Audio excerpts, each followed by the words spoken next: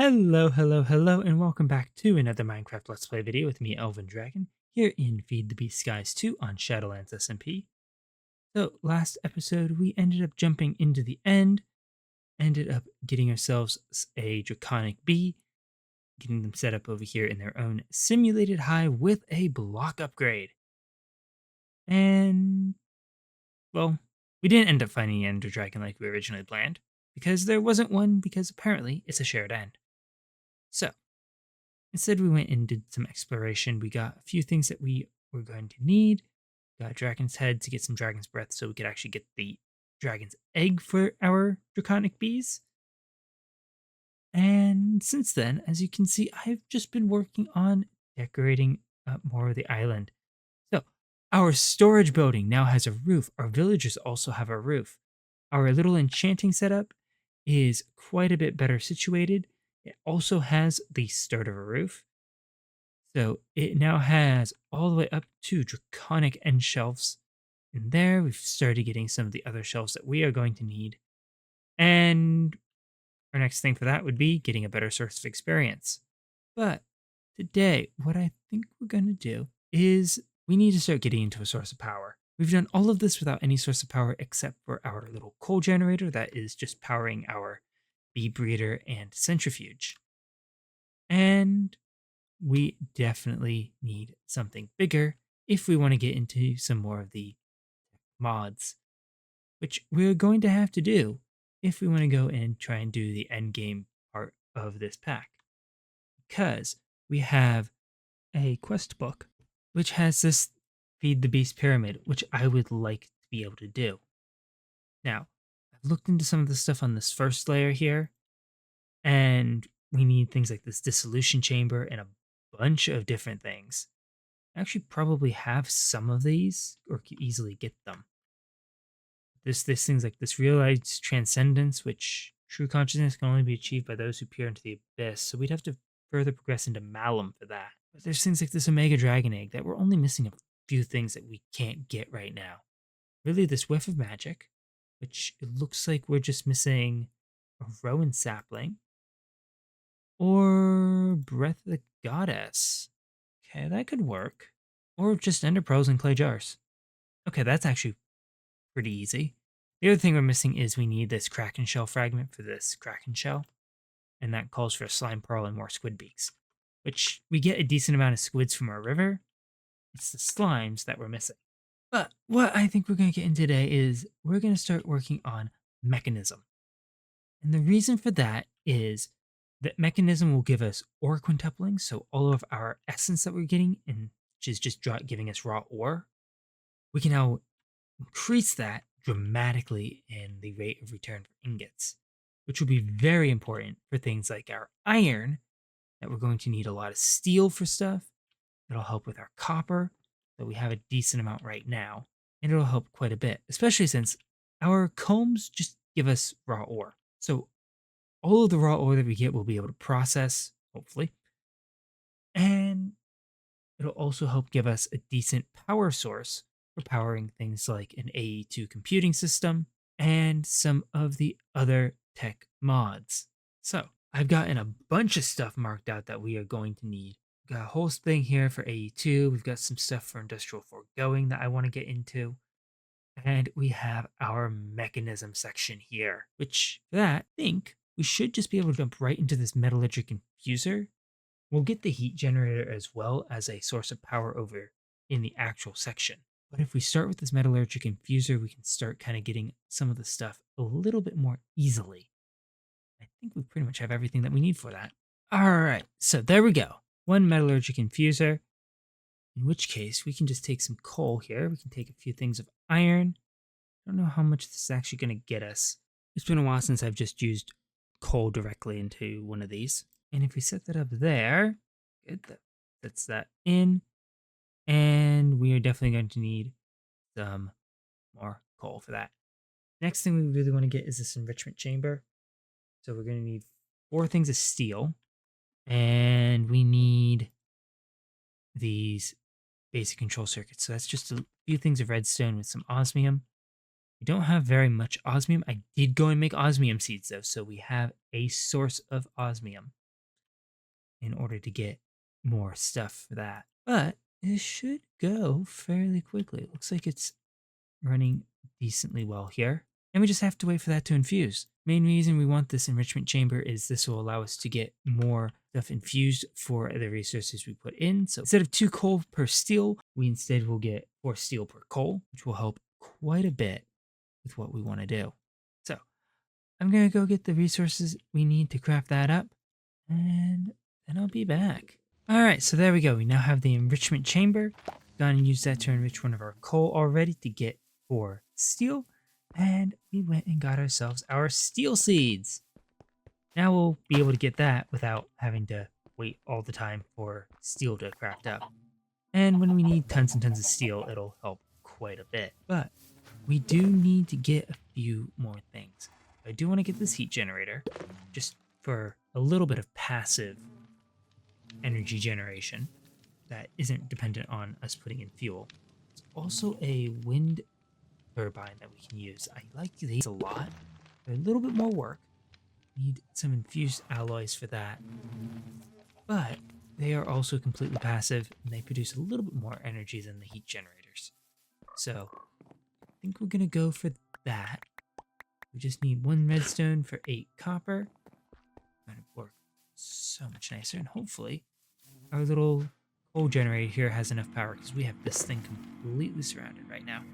But while that works, we can go ahead and start working on setting up stuff around our area that we've got marked out. As you can see, I've also put in some little dirt paths connecting some of our stone paths together. These are just for ones that I don't necessarily want to put a full path in. Oh, we also now have creative flight. We went and got an infusion pylon as well. Got a potion filter for flying and ancient knowledge 4, just to get more experience and also not having to get more coal for power, with the added benefit of freeing a couple spaces out of our inventory. So we now have this little path here that connects this path coming out of this side of our storage with the path going to our stuff in our mob farm area here. And I'm really happy with how this is all turning out. And we've got this section over here marked out for mechanism. Just need to go and get a few things. And we definitely need a lot more steel, because that is how we're going to get all of our pipes for conducting all of our energy, all of our fluids and gases and everything else, and go from there. But I believe our metallurgic infuser should be just about done with the first piece that we're going to need. Yep, there we go. 8 infused alloy, and that'll be what we need to start. So I'm going to go get that heat generator set up. Probably get this energized smelter as well. Get ourselves a little bit more steel because we are going to need a lot of steel casings for our setup here. I have it set up here for everything that we're going to need for an ore quintupler, which is going to be really nice once we actually get it set up. So I'm going to go get that working, or at least get all the pieces that we need to make that, and then I'll be right back. All right, so I've just been working through our little ore multiplication system here, and we've gotten up to ore quadrupling. We don't have any of our chemicals in just yet. Only thing we have is our heat generator and all the way up through our chemical injection chamber. I did go ahead and get 2 windmills, so we now have that generating. But all in all, I think this is going fairly well. Now, the reason we've stopped at ore quadrupling is because in order to get the ore quintupling, we need fluorite. And we don't really have a way of getting fluorite just yet. So we are eventually going to want to get these fluorite essence for the fluorite seeds. But to get our initial fluorite, we need something else. And what I think we're going to do is we're going to go ahead and get this dimensional mine shaft. I don't know why the texture's so weird. We're going to get this dimensional mine shaft and we're going to go ahead and get into some occultism miners, which we should be able to get all the way up to this Afrit miner for right now. We should be able to get this Merid miner as well, which would be really good, but we need to go get some Merid essence, which wouldn't be that bad actually. So we're going to have to go ahead and get the blue chalk for that. But all in all, I quite like how this is coming along. We do need to go ahead and upgrade our cables here. just going to use basic for right now. I do want to upgrade all of these to ultimate eventually, which means that we are going to need a source of refined obsidian, which it looks like there is a B for that. Apparently there's no seeds for it, but we can at least get the B.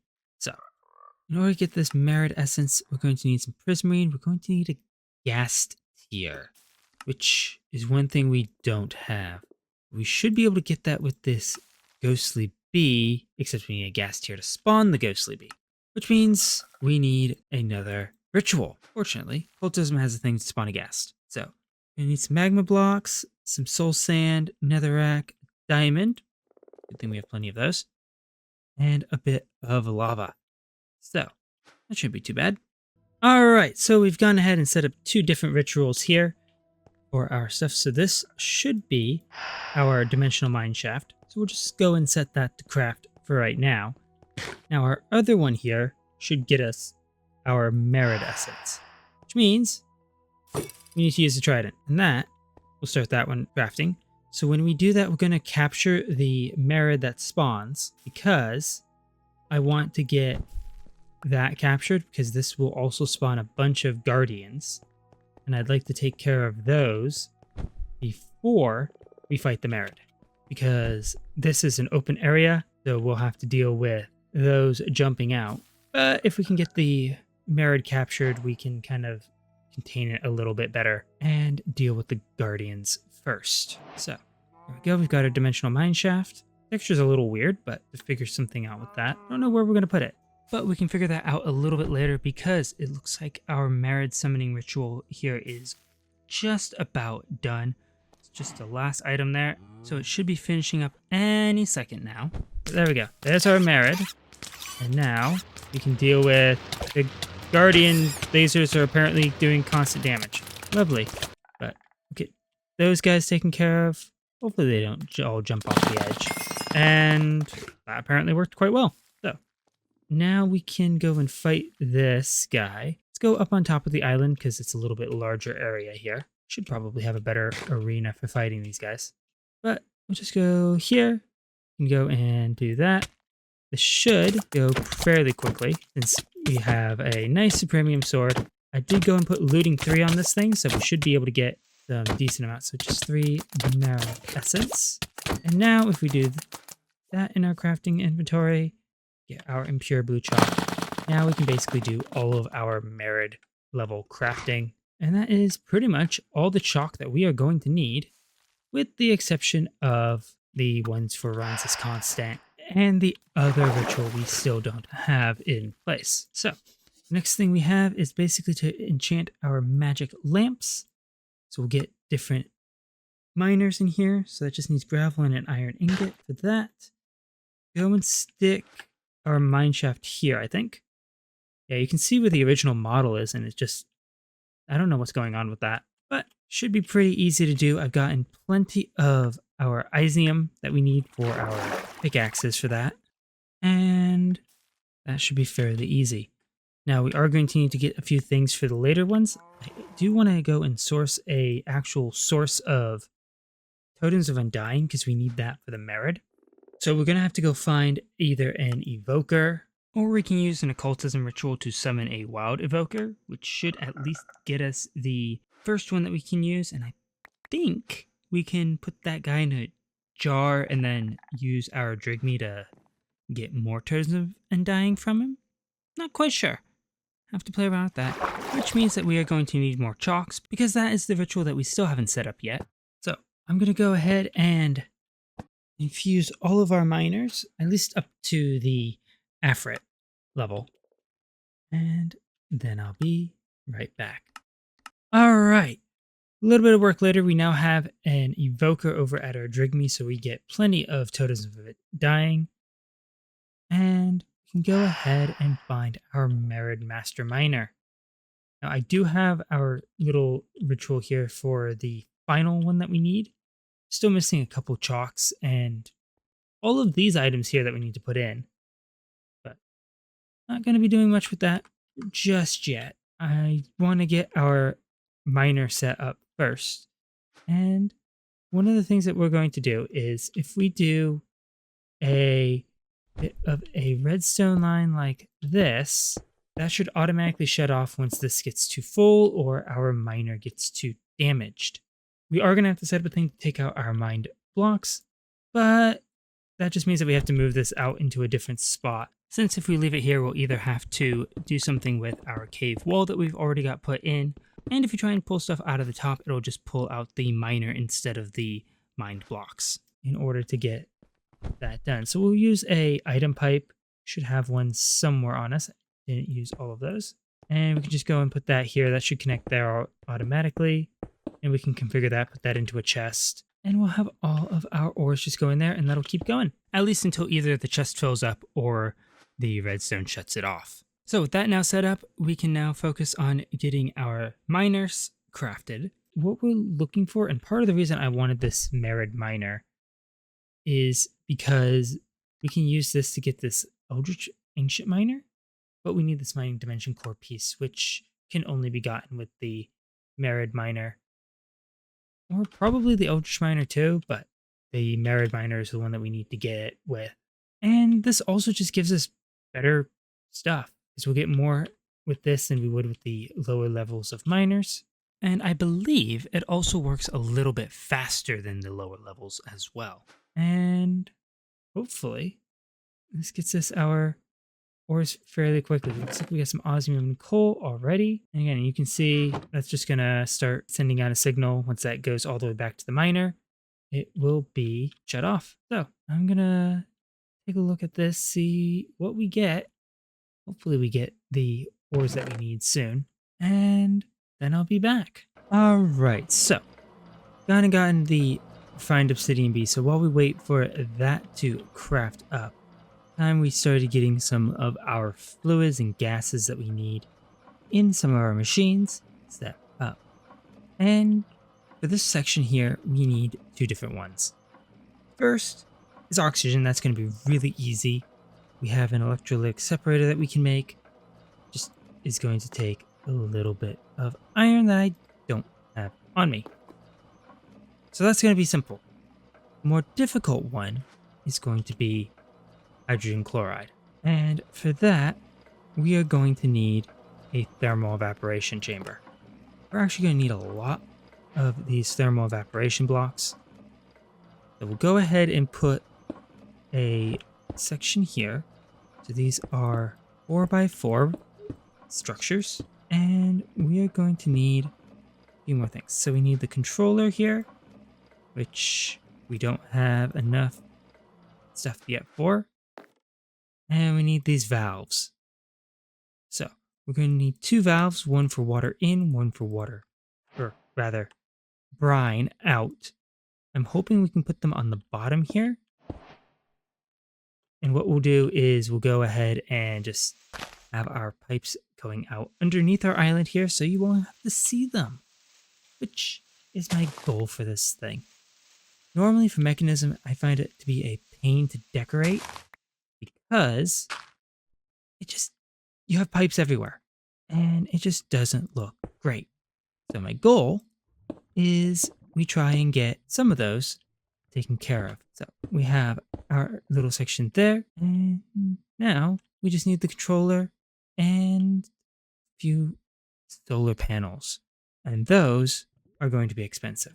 So we need stained glass and lots of it, but we need about 240 of our infused alloy for what I want to do with it, which we have. We're just a little short on glass. Now, the reason we want these solar panels is because they will help make this work even faster.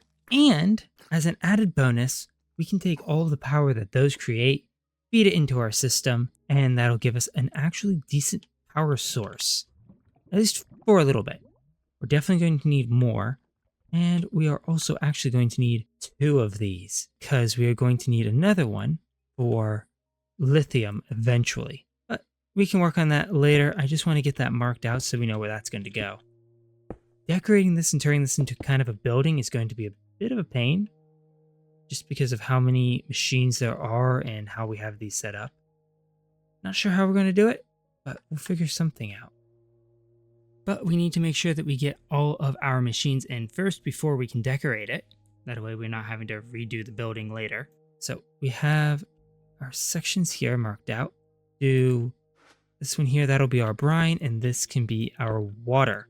So we have a sink, we can fit under there. We need to get out our configurator so we can go and pump water out of there. That will eventually start pumping water into there. That'll be our infinite water source. And now we just need to go and connect up our electrolytic separator. You grab our glass. So we now have that set up. And now we can just kind of stick that underneath here. So we'll put water in here, and then our gases will come off here, and we can go ahead and build that. Now we're going to need another one of these to separate out the brine as well into sodium and chloride, and then we'll take the hydrogen from here, connect that with the chloride, and the oxygen will just go right into our purification chamber. So I'm going to go ahead and get our pipes set up here, get that set up and going, and at least get our purification chamber functional. Then I'll be right back. All right, so the first of our 2 thermal evaporation structures is in, and this one is just producing a decent amount of brine. Actually, it's not producing any brine at all because our other one isn't functioning, and our little separator here is currently full of sodium. So we're going to have to do something about that. But first, we have this chemical infuser that's getting our hydrogen chloride, which is going to go get pumped into our chemical injection chamber. This gets us basically quadrupling set up, and we're out of osmium, so we've been using that to test our system. So that'll basically keep our oxygen being produced. If we need to, we can eventually just dump some of the extra hydrogen. But I would like to keep some of the sodium, primarily because we can use that to cool a reactor, which will be very useful for producing a decent amount of power, because these solar panels here are doing a phenomenal job of keeping this section powered. But once we start expanding this to the rest of the base, that's going to start becoming some issues, especially since these won't work at night. So even with 8 of them, because we're going to put in the other ones here, that's still probably not going to be enough power for everything that we want to do. So we're going to want to get a fission reactor. I would love to get the fusion reactor, which is why we're starting on some of the stuff with the thermal evaporation chambers now, so we can start getting a decent amount of fuel stored up for the fusion reactor. Then we don't have to worry about it. But in order to get that, we need to make the fission reactor to get the plutonium and polonium that we need for the fusion reactor casings, which is why we have these radioactive bees. So these guys here are being bred up so we can get wasted radioactive bees. Doesn't look like these guys have any weather tolerance. But I do have a few. We have one here with any weather tolerance, but I can't seem to get them to get the metaneural trait. We've got another couple that have weather tolerances, but no time tolerances, which is fine. We'll deal with that. Just means that we won't get anything produced by the bees at night. But what we can do with that is we can basically turn these guys into wasted radioactive bees.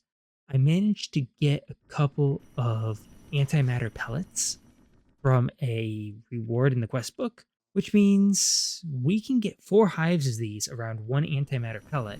We get block upgrades, we get the omega speed upgrades for those. And that'll produce a decent amount of wasted radioactive combs that we can turn into nuclear waste and then into polonium and plutonium as we need.